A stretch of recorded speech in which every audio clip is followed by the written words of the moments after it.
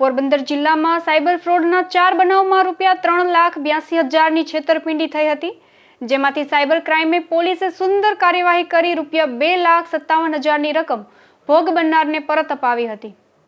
પોરબંદર જેવા નાના શહેરોમાં પણ હવે સાયબર ક્રાઇમના બનાવો વધી રહ્યા છે। તેમાં પણ ઓનલાઈન ન્યૂડ વિડીયો કોલિંગ કરીને પણ પૈસા પડાવવાના બનાવો સામે આવ્યા છે।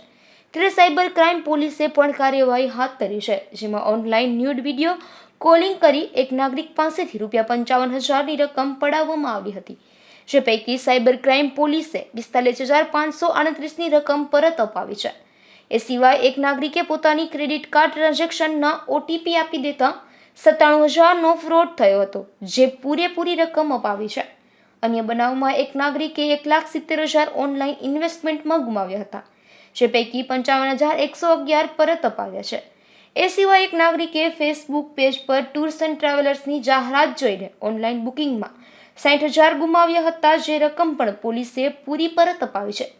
સાયબર ક્રાઇમ પોલીસ સ્ટેશન દ્વારા લોકોને અપીલ કરાઈ છે કે ક્યારેય કોઈને પણ OTP શેર કરવા જોઈએ નહીં, અજાણ્યા નંબર પરથી આવતા મેસેજ કે વિડીયો કોલનો જવાબ આપવો નહીં, ઓનલાઈન ઇન્વેસ્ટમેન્ટ હંમેશા ખરાઈ કરીને જ કરવું જોઈએ, અજાણ્યા વોટ્સએપ નંબર પરથી કે ટેલિગ્રામ ચેનલ મારફતે ઇન્વેસ્ટમેન્ટ ટાળવું, અજાણ્યા ફેસબુક કે ઇન્સ્ટાગ્રામ પેજ પરથી કોઈ પણ જાતની ખરીદી કે ઓનલાઈન બુકિંગ ન કરવું જોઈએ।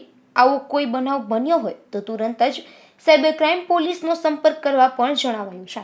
નિપુલ પોપટ, ગુજરાત ન્યૂઝ, પોરબંદર।